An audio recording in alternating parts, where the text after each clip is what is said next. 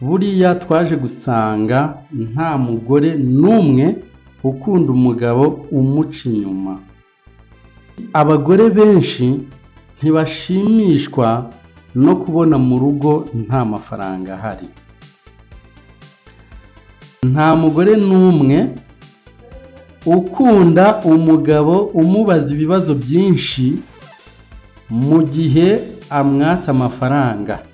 Nta mugore n'umwe ukunda umugabo umubwira nabi akabimubwirira mu ruhame. Nta mugore n'umwe ukunda umugabo wiyorobeka mu gihe bari hanze, bari mu nshuti zabo no mu muryango, nyamara mu rugo ari intare. Nta mugore n'umwe ukunda umugabo umuheza mu mitungo y'urugo. Nta mugore n'umwe ukunda umugabo umukubita. Nta mugore n'umwe ukunda umugabo utajya yibwiriza kumusohokana. Nta mugore n'umwe ukunda umugabo utazi kumurongora. Usanga bene abo bagabo batazi kunoza icyo gikorwa, usanga bahora bikekakeka. Nta mugore n'uyu n'umwe ukunda umugabo utavugisha ukuri. Nta mugore n'umwe ukunda umugabo wumvira nyina cyane. Jao Jado Artist Official ku isonga. Ndabasuhuje cyane inshuti bakunzi ba Jao TV Show. Nk'uko bisanzwe njyewe ndi Jado Artist Official. YouTube channel ni Jao TV Show nk'uko muri kubyumva. Mbere na mbere rero tubanza kwakira abantu bashyashya baje kuri uyu muyoboro wa Jao TV Show. Tunashimira n'abamaze iminsi. Tubashimira ko mwakoze subscribe, mukaduha ibitekerezo muri comment, abakoze share na akarusho, n'ibindi byose bikenerwa kuri YouTube cyangwa se kuri social media nk'uko mubizi. Duherukana rero tubabwira ibintu 5 cyangwa se 6 abagabo badakunda ku bagore babo. Ubu rero tugarutse twabatoranyirije ibintu 10 abagore badakunda ku bagabo babo. Nk'uko mubizi ibintu biba ari byinshi, ariko mu by'ukuri tuba twabahitiyemo bike bishoboka. Namwe muri comment mukagenda mwongeramo ibindi, ari nako muhanahana ibitekerezo ku kiganiro tuba twabagejejeho. Niba rero ugeze kuri iyi YouTube channel ugasanga ibyo tukugezaho bigushimishije, ntiwibagirwe kudukorera subscribe, nubishobora udukorere share, ubisangize n'inshuti zawe. Ntiwibagirwe kudusigira igitekerezo muri comment, kuko iyo munyuze muri comment bituma tumenya ibyo tugomba kubahereza ubutaha. Twihuse cyane rero, reka duhere ku kintu cya mbere. Buriya twaje gusanga nta mugore n'umwe ukunda umugabo umuca inyuma. Umugore wawe iyo wamuciye inyuma akabimenya, bituma yitakariza icyizere, agatangira gutekereza ko wenda ashobora kuba adateye neza mu buryo bugushimisha, mbese bikamubabaza. Mu by'ukuri nawe iyo ubigize akamenyero, bishyira kera ukisanga waratangiye kumuca amazi, ugasanga utekereza ko kuba muri kumwe ntacyo bivuze, yaba hari yaba adahari ubuzima bwakomeza. Kandi mu by'ukuri mbere y'uko ujya muri izo ngeso mbi atari ko byari bimeze. Ahangaha kuri iyi ngingo ni byinshi twavuga, ariko mu by'ukuri nawe tekereza neza uburyo wamera mu gihe usanze umugore wawe hari undi mukoboyi, hari undi mutipe umuri hejuru. Ibaza ukuntu wahita wumva umeze.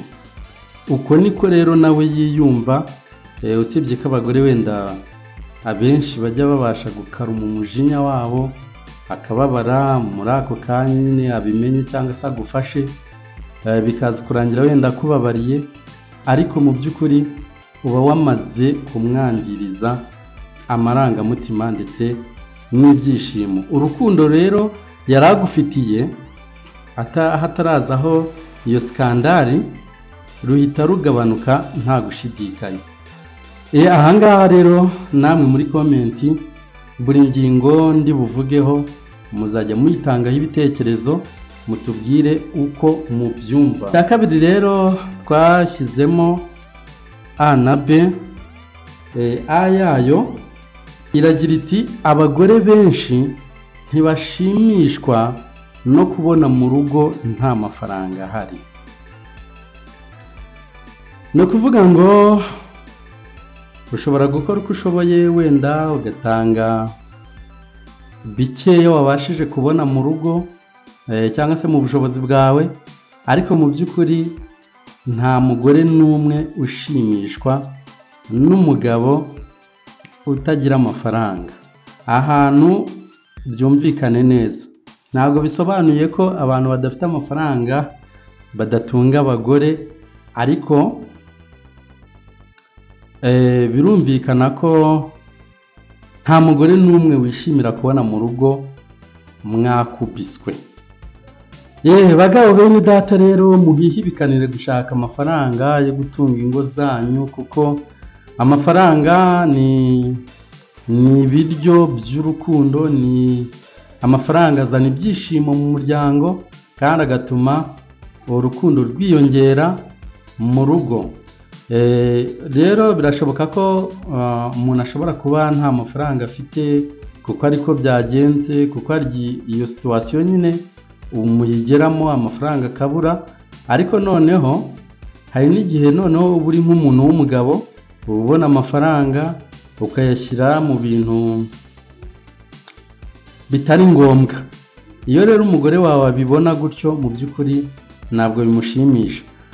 Murazi kwihangana ndagenda ntangaho ingero ntoya, ariko namwe muri komenti muzanya mutubwira uko mubyumva, mwongeramo n'ibindi mugenda mwumva ko ari ngombwa ku ngingo twavuze.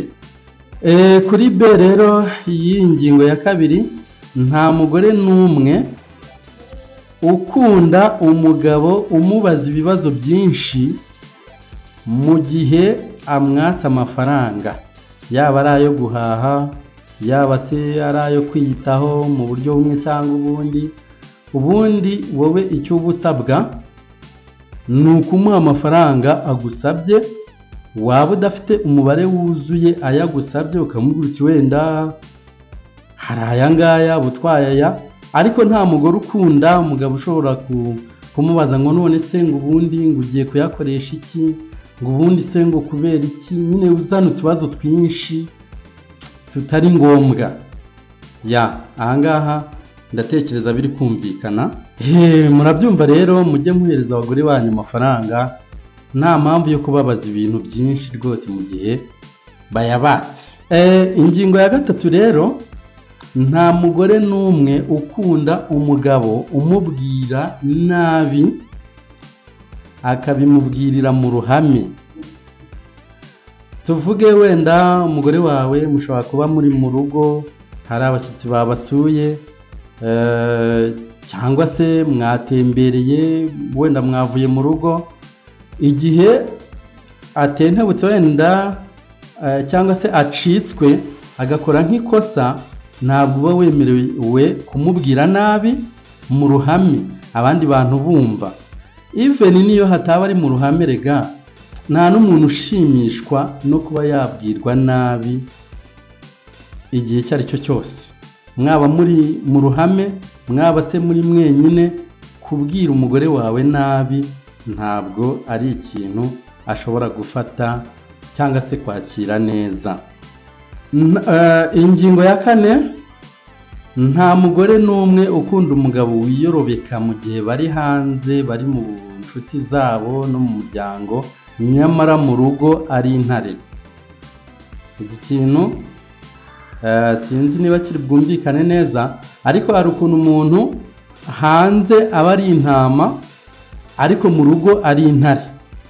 Abantu bo hanze bakaba bazi ko mu by'ukuri uwo muntu ni marayika, ariko nyamara mu rugo nta mwana uvuga, umugore we no kujya kugira icyo avuga abanza kwikandagira, cyangwa se rimwe na rimwe afite n'ibintu bimugoye wenda yakaba yakubwira akicecekera kubera ko azi ko uri ishyano. Mu by'ukuri nta mugore ukunda umugabo uteye gutyo. Bituma inshuro nyinshi umugore ashobora no kubangamirwa wenda mu rugo kubera ko wazi ko atabikubwira kuko uri intare, akamarizayo agahinda kakamwicira iyo, ariko nanone akaba atatinyuka no kubibwira bagenzi be cyangwa se inshuti ze cyangwa se umuryango yashatsemo, kubera ko azi ko bari buhite bamubwira bati umugabo wawe turamuzi neza, aritonda, ibyo bintu uri kutubwira ntabwo yabikora. Mu by'ukuri uwo mugabo akaba ari mwiza muri rubanda, ariko mu rugo ari intare, ari umugome.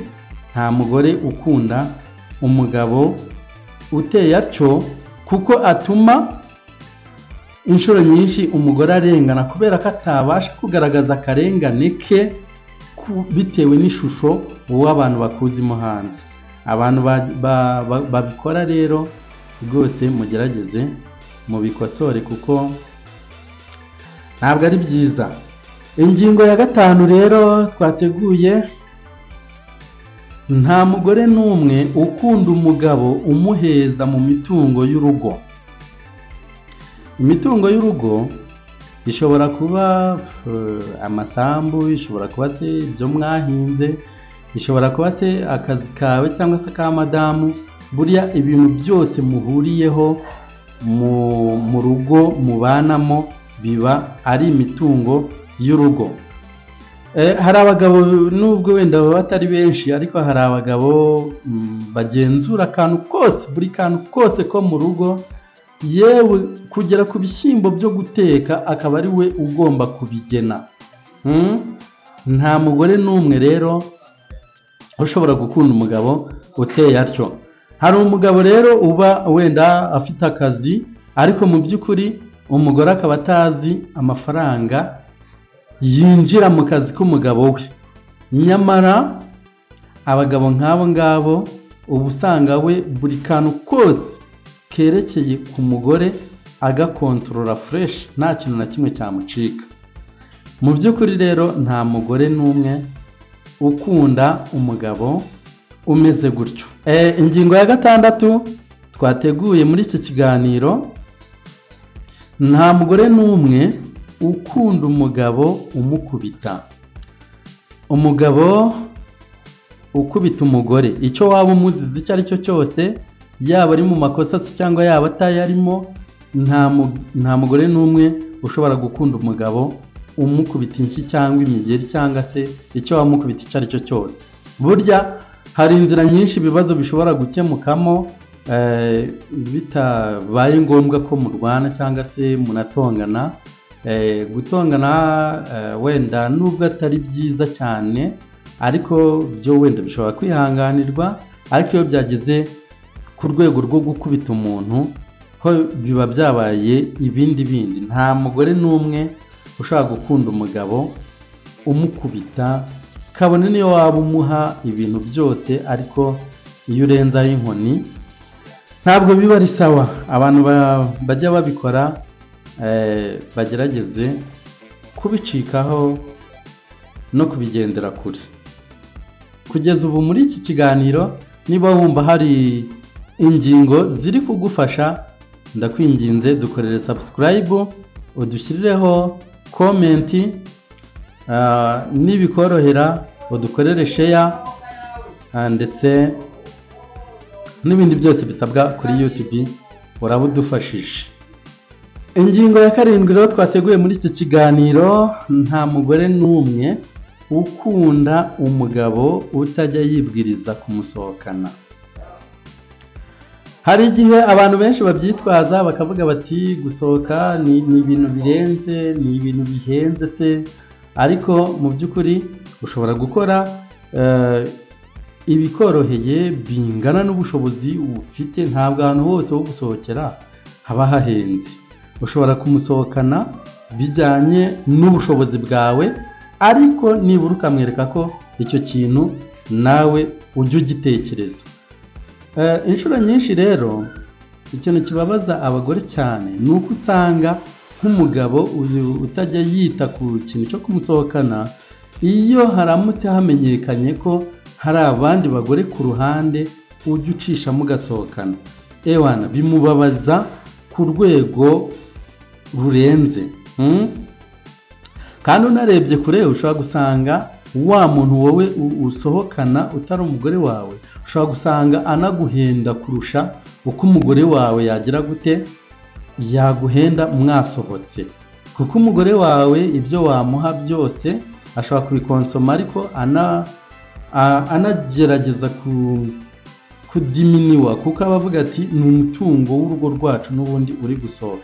Ariko nyamara wa muntu wasohokanye mudafite ikindi kintu kibahuza, we akonsoma nta kintu yitayeho, kuko aba avuga ati ushobora gusanga ari n'ubu mperutse, agakuramo isheke. So mujye mugerageza rero musohokana abagore banyu, ntabwo biba bihenze, namwe muzajya mureba nyine ahantu hangana n'ubushobozi bwanyu, ariko abagore banyu bajye babibona ko mubazirikana kuri iyo ngingo yo gusohoka. Cyo ndumva cyumvikana neza cyane. Ingingo ya 8 rero twateguye muri iki kiganiro nayo twashyizemo A na B. A rero iragira iti nta mugore n'umwe ukunda umugabo utazi kumurongora. Iki kintu cyumvikane neza. Nta shuri na rimwe ribaho ryigisha bino bintu mvuze, ariko mu by'ukuri doprisi urongora umugore wawe nabi ntumugeze ku byishimo bye bya nyuma, ibi tuzi nko kurangiza. Niwe usanga uwo mugore ahorana umunabi, ugasanga niyo ari mu bandi ntaba yishimye, ahora ataka umutwe, ahora ataka umugongo, ahora ataka mu kiziba cy'inda. So nizera ko rero nta mugore n'umwe ushobora gukunda umugabo uhora amurisha umutwe, cyangwa se uhora atuma arwaye indwara za hato na hato, mu gihe ahubwo wowe wakabaye uri muganga w'utwo turwara nari ngarutseho haruguru. Mujye mugerageza rero. Kuri iyi ngingo nta byinshi ndi buyivugeho, kuko umuntu mukuru uwo ari we wese arimo arabyumva, kandi mwese iwanyu muhamuzi aho bipfira, muhamuzi n'aho nuko mubigenza ibintu bikagenda neza. So mujye muganira kuri iki kintu, kandi buriya aho bikunda gupfira cyane bikunda gupfa ku bantu batajya bagerageza kuganira. Mwaba muri icyo gikorwa cyangwa se mutarakijyamo, buriya kuganira biba byiza, kuko bitegura iki gikorwa mbere y'uko kiba.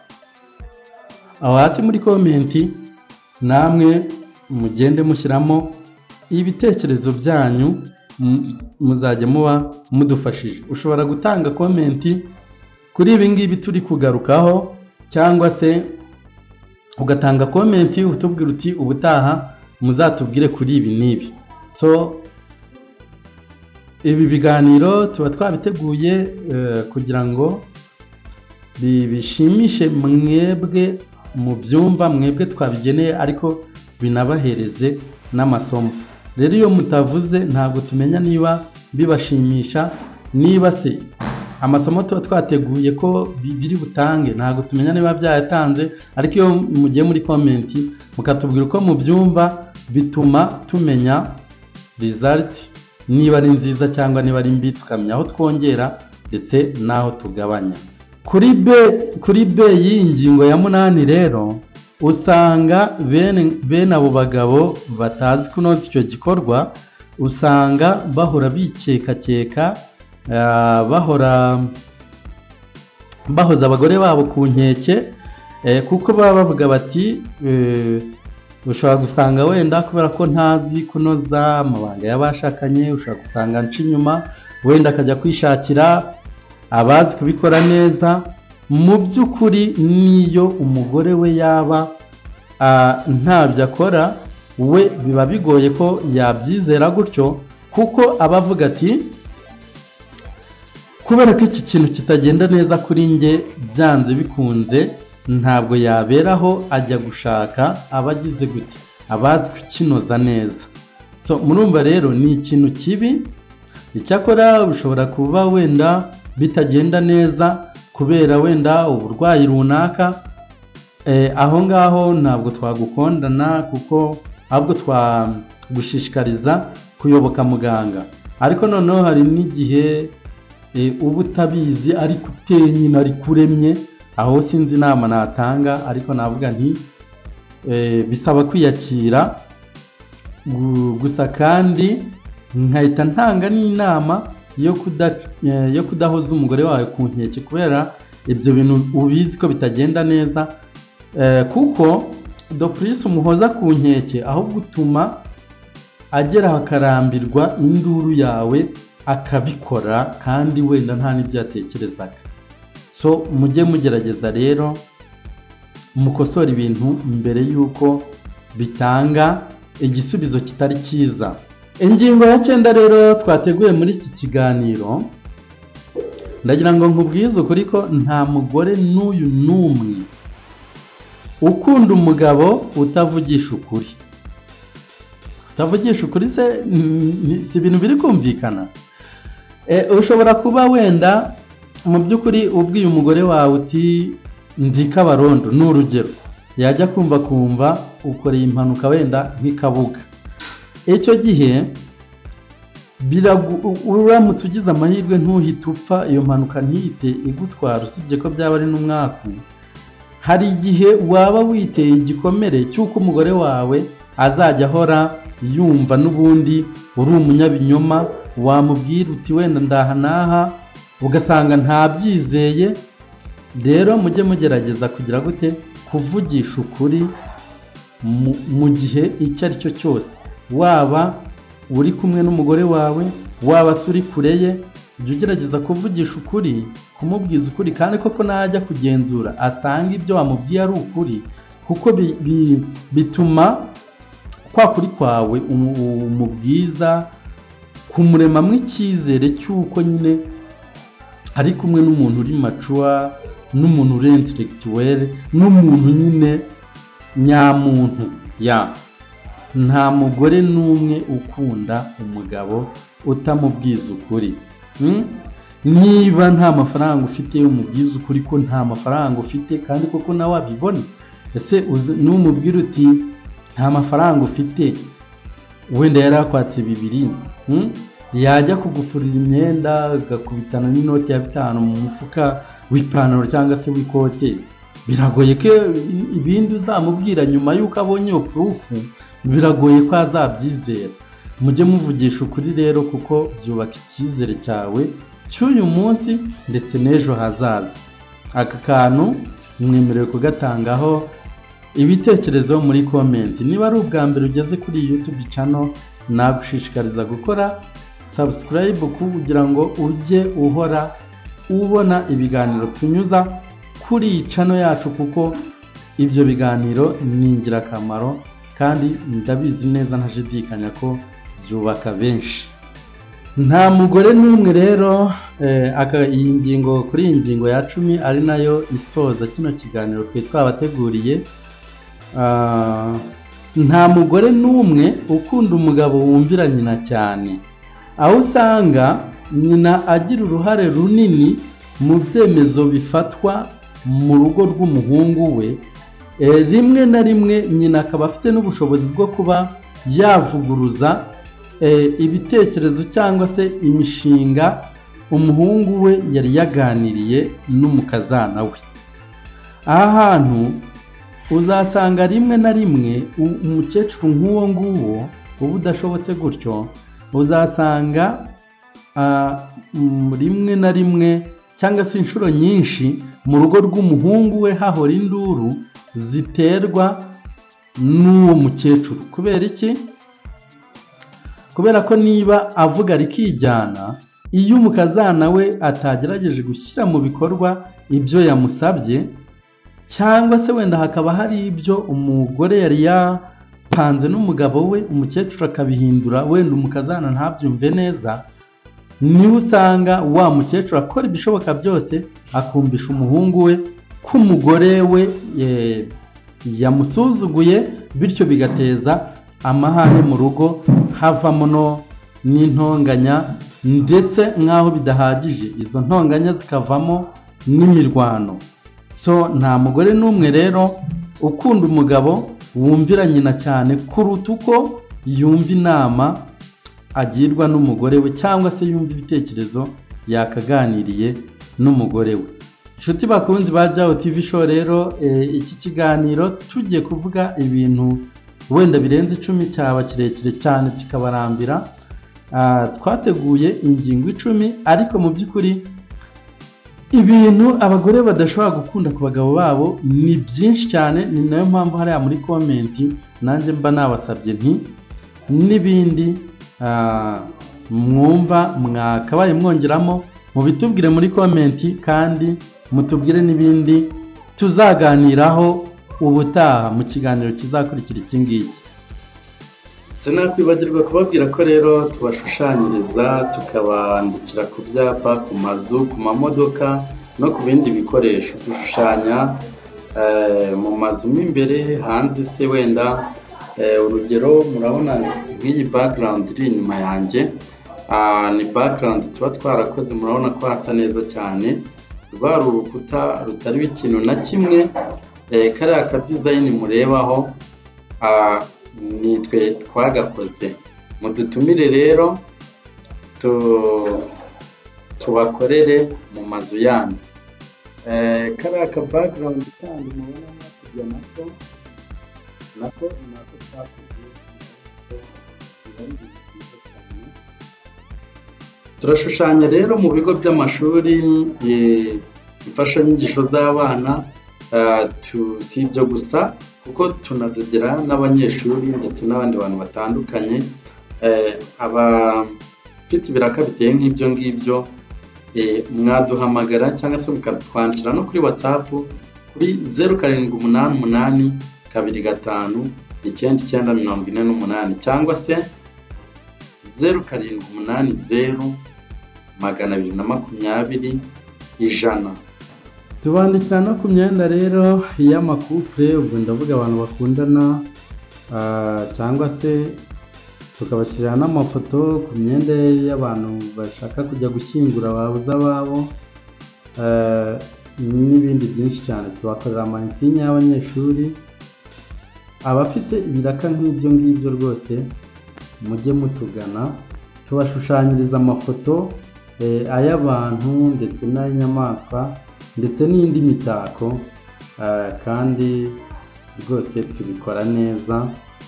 Ndabakunda cyane rero. Ni Jado Artist Official, YouTube channel ni Jao TV Show. Imana iduhereze umugisha hamwe, kandi sinakwibagirwa kubabwira ko mbakunda, Imana yo ikandusha. Ciao ciao.